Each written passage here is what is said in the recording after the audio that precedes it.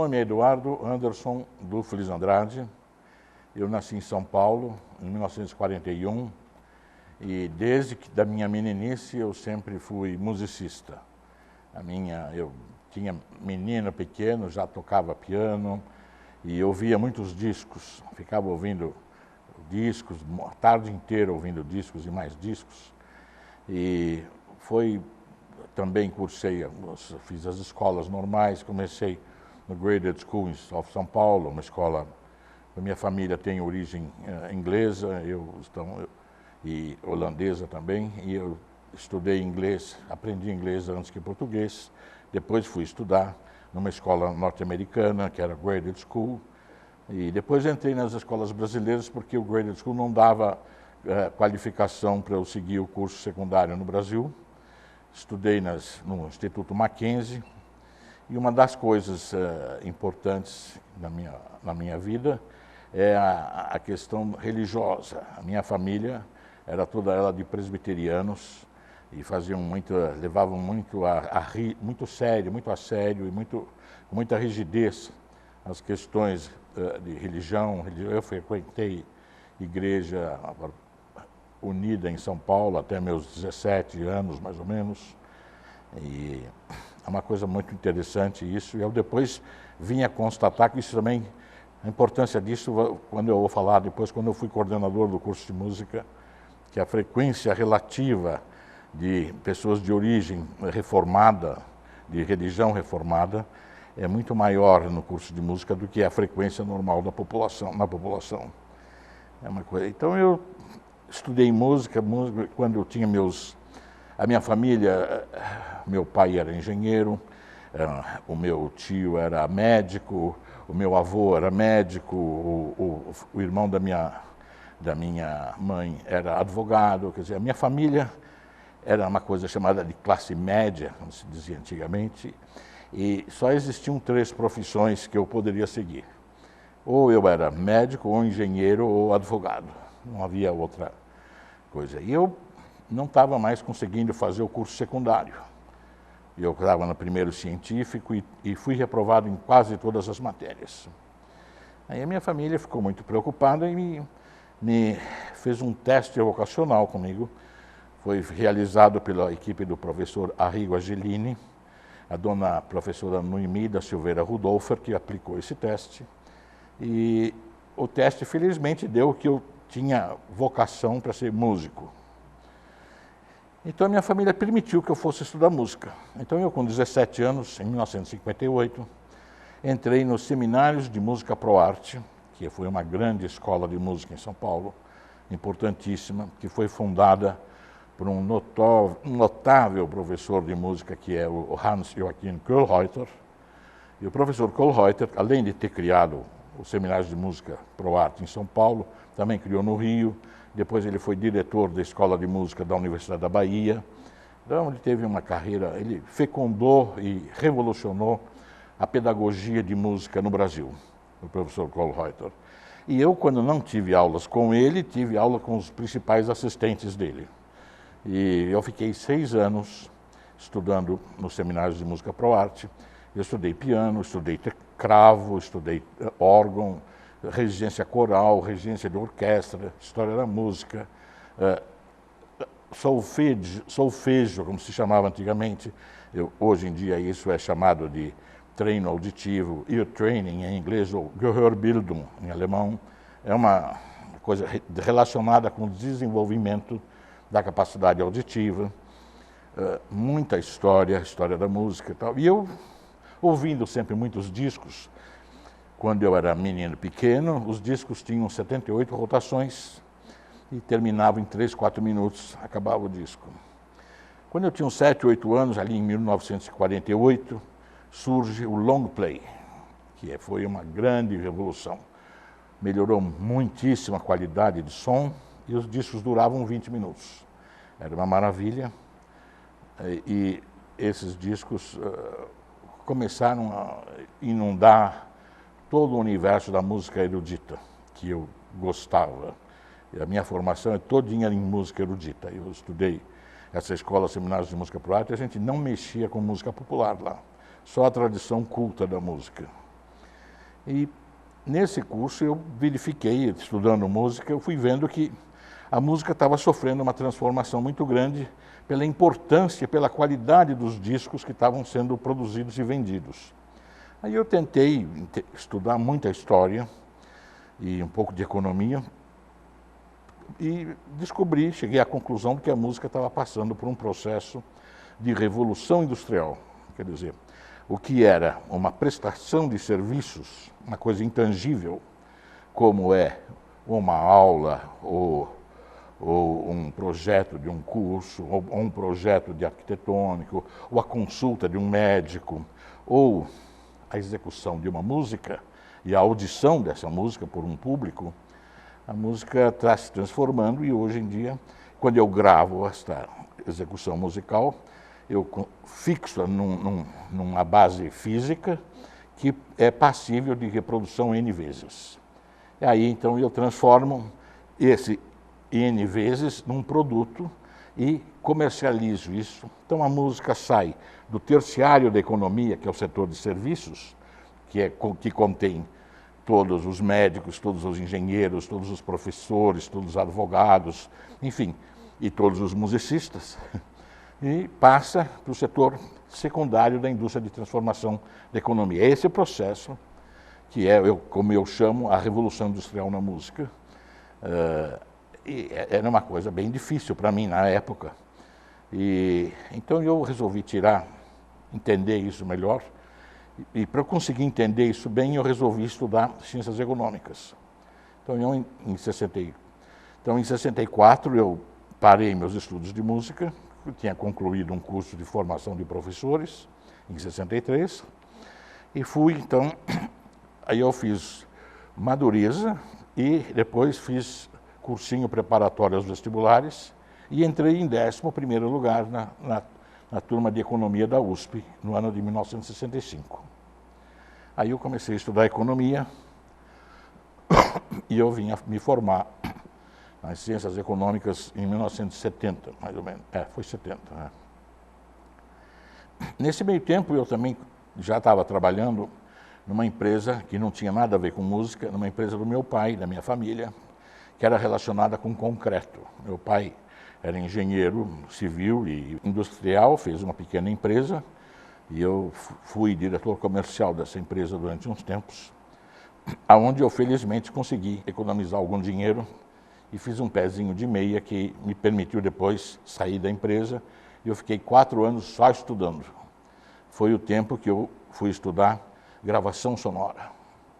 Eu saí da empresa em 73 e fiquei de 73 até 78, 79, mais ou menos, trabalhando, só estudando audio engineering. Né? E em 1979 eu conheci no coral da USP, cantando a missa do bar, um outro musicista, que se chamava-se João Lara Mesquita, que era da família Mesquita, e ele estava querendo fazer na Rádio Eldorado um selo para lançar muitos discos. E ele me convidou.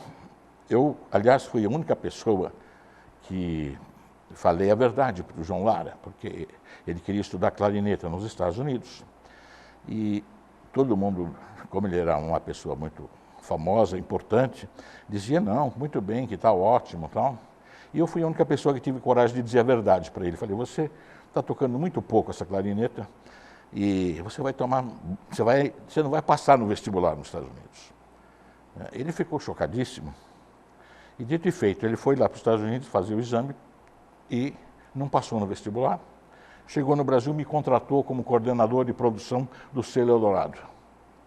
É estranha a maneira de se conseguir um trabalho de uma área tão original, rica, importante.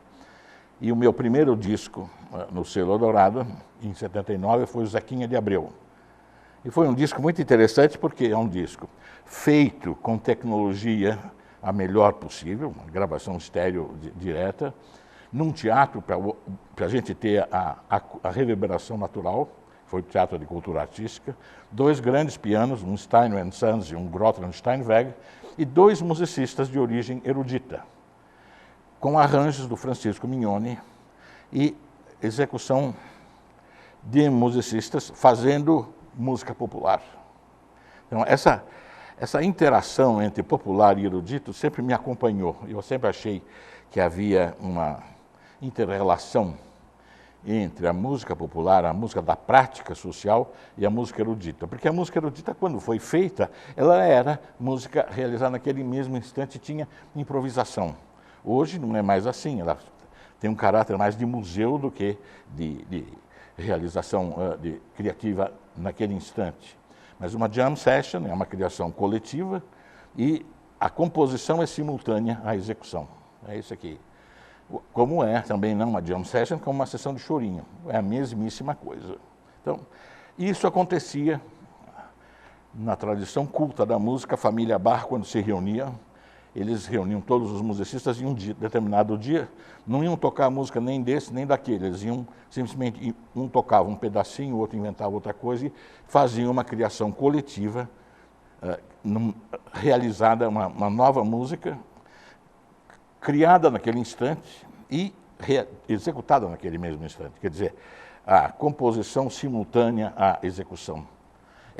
Essa questão da improvisação, que é presente em toda a tradição culta da música, no final do século XIX, 1880, 1890, por aí vai, se extingue na tradição culta da música. Mas quem retoma com essa bandeira é justamente essa expressão artística que hoje, no século XX, ou no século XXI, chamamos de música popular. Todas as músicas populares, mais ou menos, começaram no entorno de 1880, desculpe.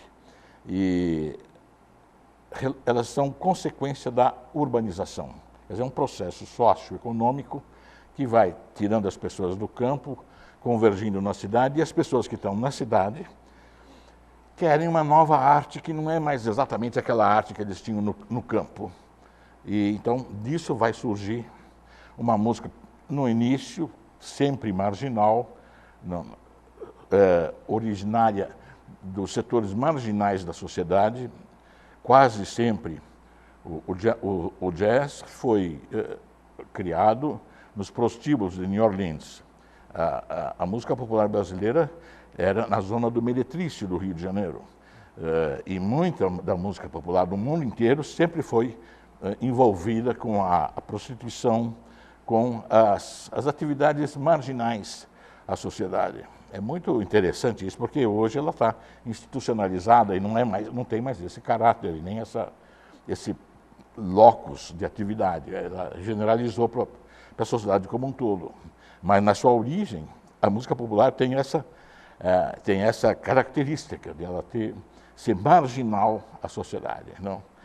É muito interessante isso. Então, quando a música erudita abdica, digamos, da capacidade de improvisação, da prática da improvisação, a música popular vai retomar essa bandeira e levar a um desenvolvimento astronômico no século XX. Então, isso tudo foi muito interessante, eu acho sempre me empolguei muito.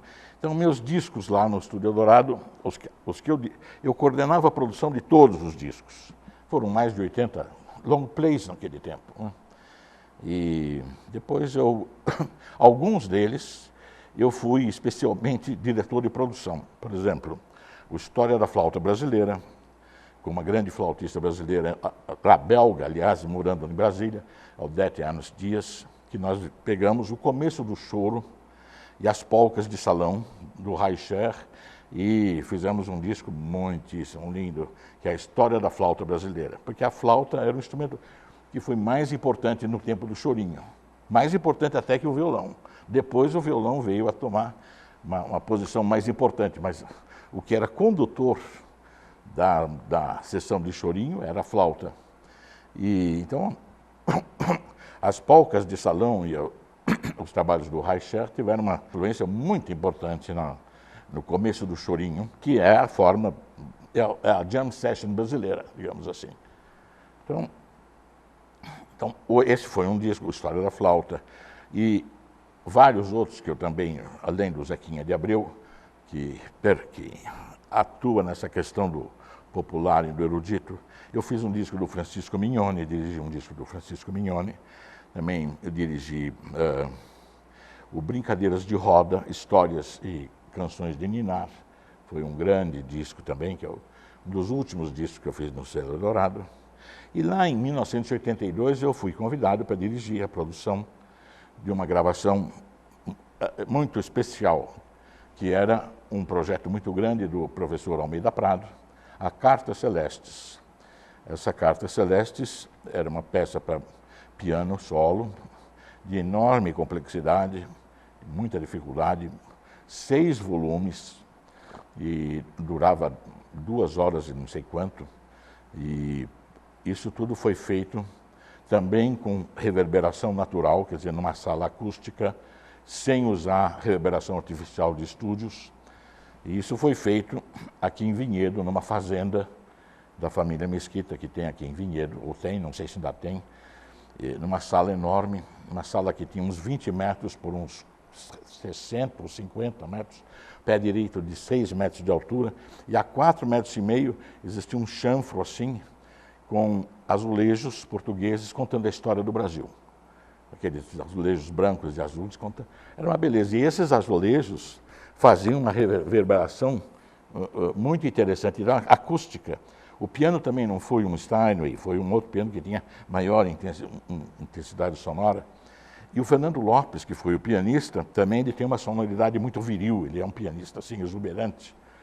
Então, eu achei que a sonoridade do ambiente, o piano e as técnicas de gravação adotadas tiveram um resultado, casaram-se muito bem todas elas. E foi um produto fonográfico que eu tenho muito orgulho de ter dirigido. Cartas Celestes do Almeida Prado, infelizmente ele só está em vinil.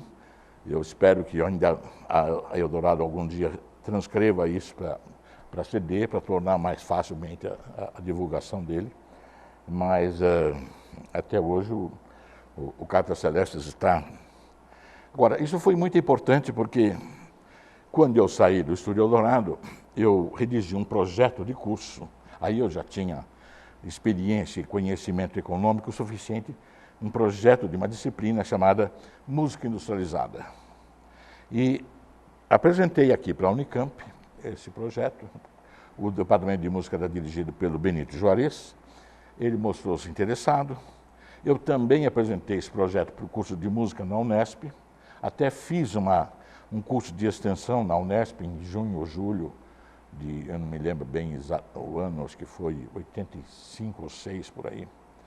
Eu sei que o Benito acabou se interessando pelo meu trabalho e me convidou para vir participar aqui em Campinas, nos trabalhos da equipe que estava elaborando um projeto de curso de música popular. Eu comecei a trabalhar aqui na Unicamp em agosto de 86. Nós terminamos o projeto. O projeto de curso foi realizado pelo professor Paulo Pugliese, pelo professor Antônio Rafael dos Santos, coordenados todos nós pelo professor Ricardo Goldenberg.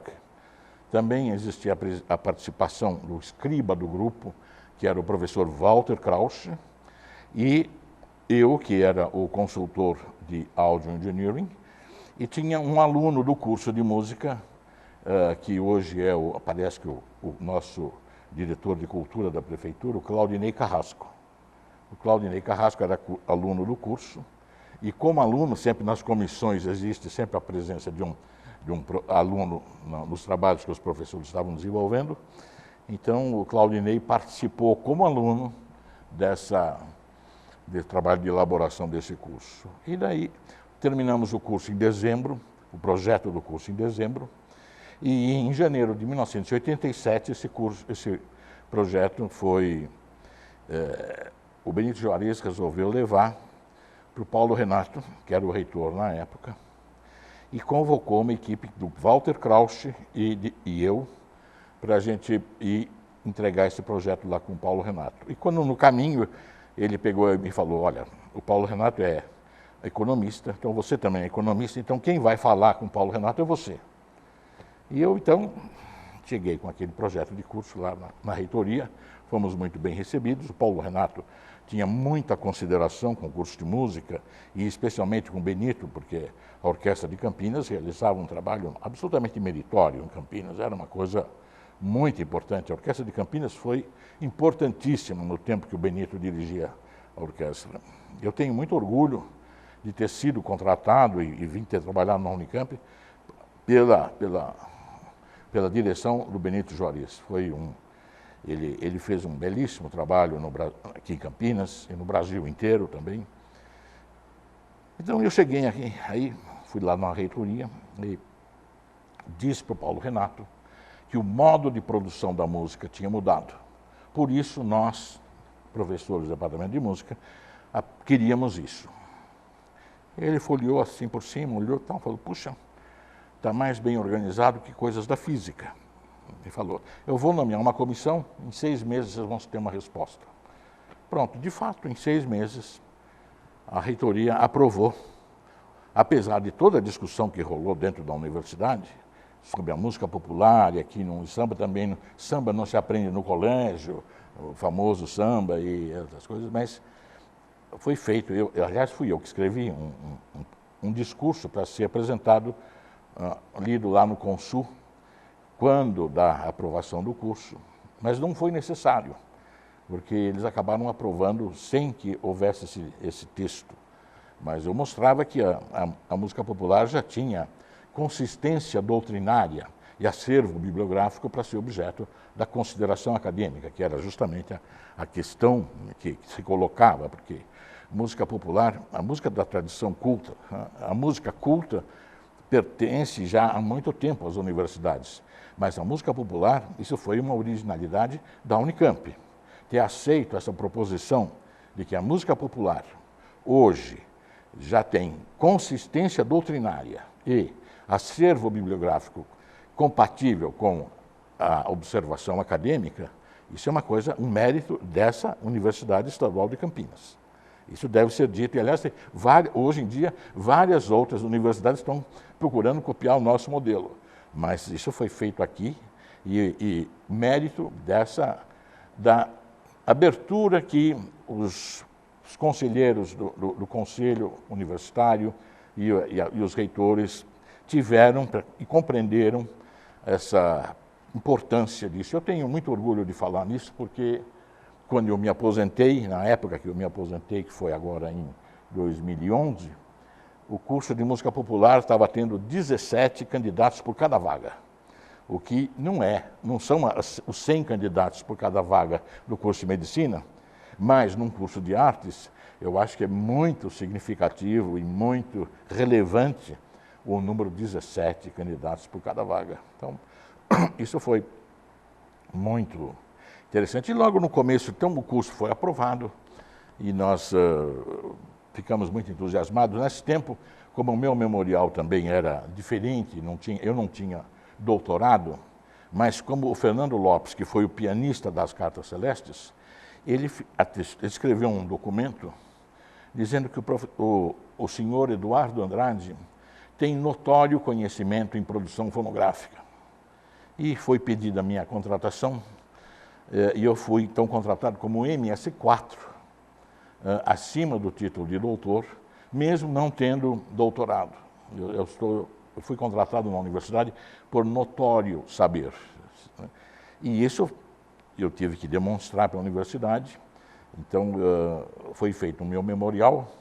Eu fiz um memorial que foi apresentado, esse memorial foi julgado, aí apresentei o projeto enfim, documentação pertinente a 80 discos que eu já tinha coordenado a produção, e mais uma meia dúzia que eu já tinha dirigido a produção, e em particular, especialmente, eu citei esse do Almeida Prado, que era o Cartas Celestes, enfim, o Almeida Prado era o diretor do Instituto de Artes, e o Fernando Lopes era o professor mais importante da disciplina de piano do Departamento de Música. Eles que me atestaram o meu notório conhecimento na área de produção fonográfica. Então eu fui aceito. E como o meu memorial foi muito bem feito, ficou muito bem realizado, eu fui convidado para participar e ser o representante do Instituto de Artes na Comissão Especial de Contratos, uma antiga comissão que hoje chama CADI, mas acho que antigamente chamava SEC, Comissão Especial de Contratos. Aliás, e nessa comissão eu representava o Instituto de Artes e foi onde que, ao ser aprovado o nosso curso de música popular, iam passar todos os currículos e os memoriais dos professores que a gente tinha a contratar para fazer o curso de música popular. Então, eu nesse tempo coordenei, foi 89, a primeira turma começou em 89, e 89, 90, 91, por aí, até aí, esse período eu trabalhava nessa comissão especial de contratos, quando a gente contratou os primeiros professores do curso de música popular. E eu é que cuidei da contratação desses professores. Por exemplo, o memorial do professor Ciro Pereira fui eu que fiz. Auxiliei muito o professor Jorge Oscar, dei muitas indicações para o professor Ulisses Rocha, para fazer o memorial dele também. Ele não entregou os documentos na época, o MS dele caiu de 2 para 1 só por causa disso e tal. Enfim, não dava para... A gente tentou fazer o máximo, fazer o melhor que pôde, mas sempre havia alguns deslizes, algumas falhas. Tal. Então, como eu coordenava a comissão de estudos de música popular, quando o professor Raul do Vale saiu da coordenação do curso de música, eu fui indicado para ser o coordenador de graduação do curso de música. Isso foi em junho ou julho de 1991, e eu fiquei na coordenação até agosto, na verdade, de 94. Fiquei 3 anos, mais ou menos, lá na comissão como coordenador de graduação do curso. Aí foi essa época, em 92, foi a época que houve a primeira formação, a primeira turma. O curso ainda não estava aprovado, de forma que os alunos receberam um certificado, que depois veio a ser trocado pelo diploma, porque só pôde ser emitido o diploma depois que o curso de música popular foi aprovado pelo Conselho Federal de Educação, coisa que aconteceu logo na sequência. Hoje em dia, eu sei de várias universidades brasileiras e também na América do Sul, porque esse curso tem originalidade na América do Sul, que tem interesse em realizar um curso mais ou menos como esse que a gente fez aqui na Unicamp. Eu tenho muito orgulho e foi uma grande satisfação de ter trabalhado e feito esse trabalho aqui na Unicamp. Eu devo dizer que dar aula para esses meninos foi uma coisa, o maior estímulo que eu tive na minha vida. Foi uma coisa assim impressionante.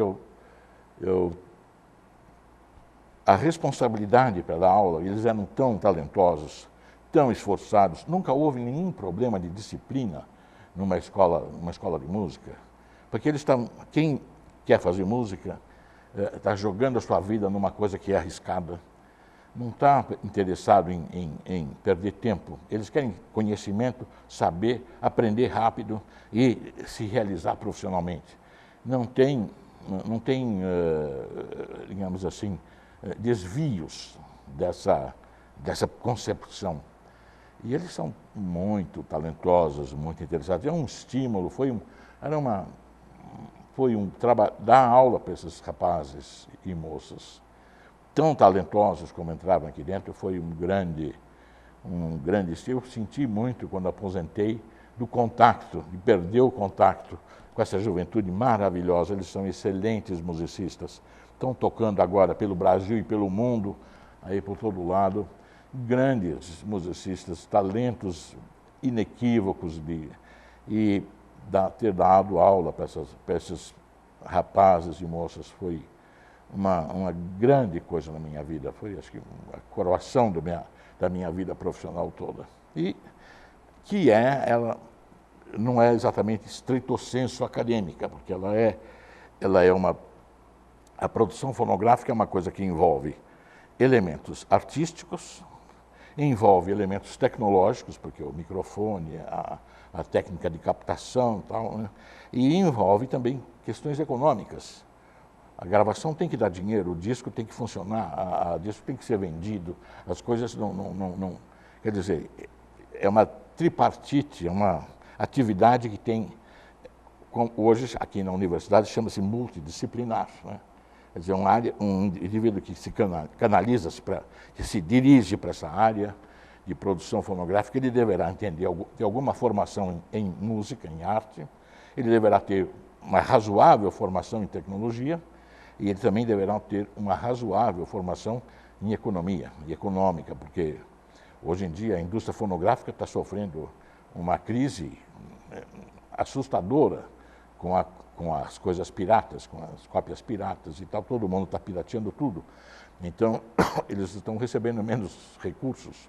Então, está mudando, está havendo uma grande transformação nessa questão econômica. Mas, enfim, foi muito...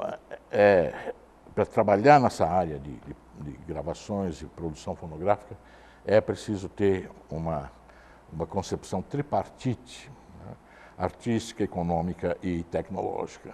O disco de vinil, que foi lançado em 1948, como o disco de alta fidelidade e long playing record, quer dizer, o disco de longa duração, ele vigora a partir de 1948.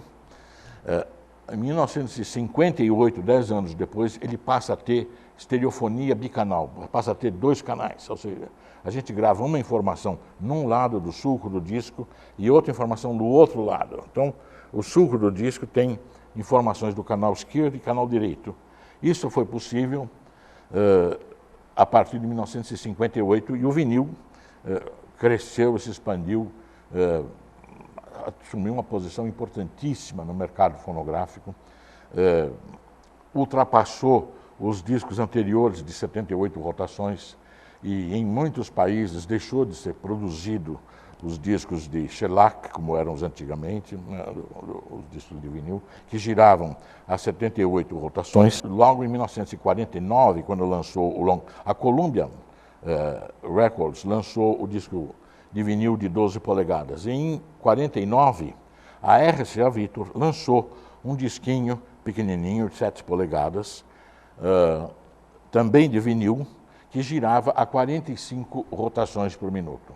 E tinha o diâmetro do eixo maior. Então, essa política da RCA Victor visava especialmente baratear o preço dos compact discs, dos discos, que ficaram bem baratinhos. E isso vai ter uma influência artística muito importante, porque a partir da década de 50, os compact discs, que custavam baratinho, e os aparelhos de som também custavam muito mais barato do que os grandes aparelhos antigos, isso vai fazer com que quem comprava os discos e os aparelhos era os jovens, os teenagers, como falam o pessoal na língua inglesa, os adolescentes. E os adolescentes têm um gosto diferente dos seus pais. E então, a partir da década de 50, com a difusão dos compactos, dos discos compactos, vai criando um mercado para uma nova arte, para uma nova música, que atendia aos anseios dos adolescentes. A maior expressão desse é o Elvis Presley. O Elvis Presley, digamos, é o rei desse período. Essa coisa veio se chamar rock and roll. O rock and roll, que é da década de 50, teve vários musicistas importantíssimos nesse período, e ele se consagra a partir de 55, depois do Elvis teve muitos outros, e a partir da década de 60, a década dos grandes grupos ingleses, especialmente dos Beatles, que vão difundir, tornar o rock uma linguagem sonora universal. Isso tudo foi feito através do compact disc e depois do vinil, os vinis.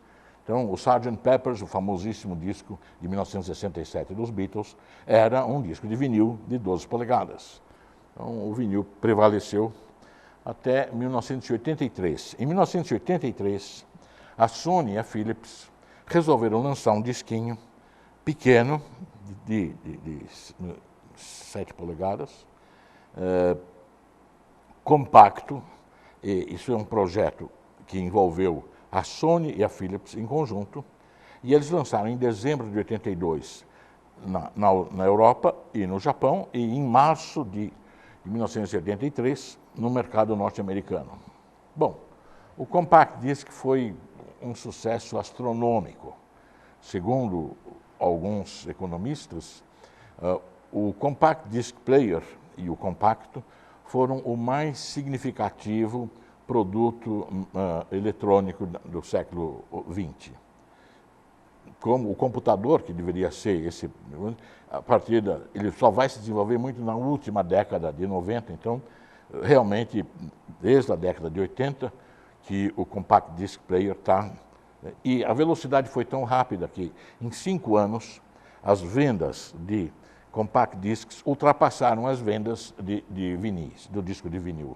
Quer dizer que em 1988, mais ou menos, 89, a produção de discos compactos era muito maior do que a produção, suplantou a produção do vinil. Quer dizer, o vinil não terminou, está voltando. Hoje em dia continuam se produzindo, tem firmas aqui especializadas, só que sai muito mais caro e um disco difícil e tal, mas até hoje tem gente que são cultores do vinil e com toda razão, é um som maravilhoso.